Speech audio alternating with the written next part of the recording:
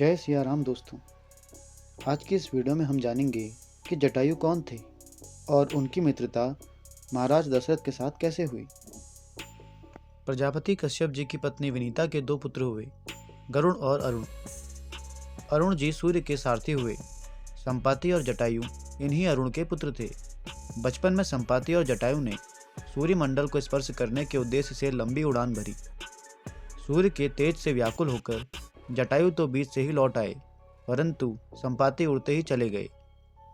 सूर्य के निकट पहुंचने पर सूर्य के प्रखर ताप से संपाति के पंख जल गए और वह समुद्र तट पर गिरकर चेतना शून्य हो गए। चंद्रमा नामक मुनि ने उन पर दया करके उनका उपचार किया और त्रेता युग में श्री सीता जी की खोज करने वाले बंदरों के दर्शन से पुनः उनके पंख जमने का आशीर्वाद दिया। जटायु पंचवटी में आकर रहने लगे। एक दिन शिकार के समय महाराज दशरथ से इनका परिचय हुआ और यह महाराज दशरथ के अभिन्न मित्र बन गए। वनवास के समय जब भगवान श्री राम पंचवटी में पर्णकुटी बनाकर रहने लगे, तब जटायु से उनका परिचय हुआ। भगवान श्री राम अपने पिता के मित्र जटायु का सम्मान अपने पिता के समान ही करते थे। भगवान श्री राम अपनी पत्नी सीता जी के कहने पर कपट मृग मारीच को मारने के लिए गए और लक्ष्मण भी सीता जी के कटु वाक्य से प्रभावित होकर श्री राम को खोजने के लिए निकल पड़े।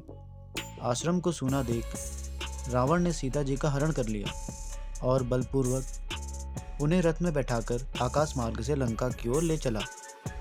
सीता जी का करुण विलाप सुनकर जटायु ने रावण को ललकारा। जटायु का रावण से भयंकर संग्राम हुआ और अंत में रावण ने तलवार से उनके पंख काट डाले। जटायु मरणांसन होकर भूमि पर गिर पड़े और सीता जी को लेकर रावण लंका की ओर चला गया। सीता जी को खोजते हुए भगवान श्री राम की दृष्टि घायल जटायु पर पड़ी। जटायु मरणासन थे। वह श्री राम के चरणों का ध्यान करते हुए उन्हीं की प्रतीक्षा कर रहे थे। इन्होंने श्री राम से कहा, राक्षस राज रावण ने मेरी यह दशा की है। वह सीता जी को लेकर दक्षिण दिशा की ओर गया है। मैंने आपके दर्शनों के लिए ही अब तक अपने प्राणों को रोका था। अब मुझे अंतिम विदा दें। भगवान श्री राम के नेत्र भर आए। उन्होंने जटायु से कहा, तात, मैं आपके शरीर को अजर अमर तथा स्वस्थ कर देता हूँ। आप अभी संसार में रहें। जटायु बोले, श्री राम, मृत्यु के समय आपका नाम मुख से उच्चारित हो जाने पर अधम प्राणी भी भवबंधन से मुक्त हो जाता है। आज तो साक्षात आप स्वयं मेरे पास हैं। अब मेरे जीवन रहने से कोई लाभ नहीं है।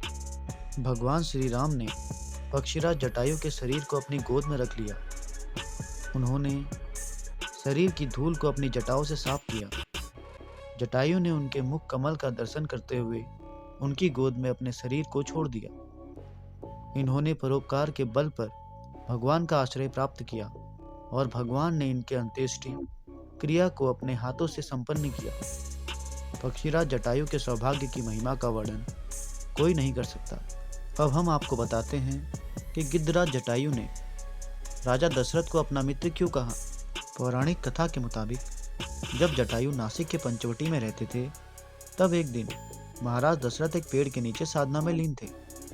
तभी कुछ राक्षसों ने उन पर हमला करना चाहा, तो ये सब जटायु ने देख लिया कि ये राक्षस राजा दशरथ को हानि पहुंचाने वाले हैं। तभी जटायु ने राजा दशरथ को बचाने के लिए राक्षसों से युद्ध करने लगे। इसके कुछ समय बाद जब दशरथ की साधना खत्म हुई, तो देखा कि राक्षस और जटायु युद्ध कर रहे थे। फिर दशरथ ने भी अपने धनुष बाण से सभी राक्षसों का वध कर दिया। इसके बाद जब उन्होंने पूछा वे युद्ध क्यों कर रहे थे, तो जटायु ने कहा कि आप साधना में लीन थे और ये राक्षस तभी आपको मारना चाहते थे, लेकिन आपको बचाने और उन्हें रोकने के लिए ही मैं ये युद्ध कर रहा था। तभी जटायु ने राजा दशरथ से मित्रता का आग्रह किया और राजा दशरथ भी उनके आग्रह को मना नहीं कर पाए। इसके बाद राजा दशरथ ने जटायु का आग्रह स्वीकार किया और उनसे मित्रता की।